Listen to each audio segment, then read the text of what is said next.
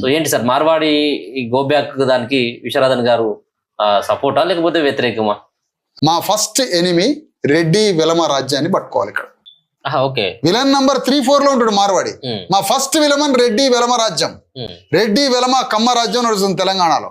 దాని గొంతు పట్టాలి మేము, దాని కుతిక పట్టాల. ఫస్ట్ గవర్నమెంట్ మనదైనప్పుడు మార్వాడి వ్యాపార సామ్రాజ్యాన్ని నిలమట్టం చేయలేమా? మార్వాడి వ్యాపారాలు ఎన్ని జరుగుతున్నదో, వ్యాపారం ఎంత టర్న్ ఓవర్ అవుతుందో డబ్బులు, ఒక్క సినిమా పరిశ్రమలో అంత డబ్బు టర్న్ ఓవర్ అవుతుంది. ఎవరిది సినిమా పరిశ్రమ? ఆంధ్ర కమ్మాస్ది. ఆంధ్ర కమ్మాస్ది ఆ సినీ పరిశ్రమ.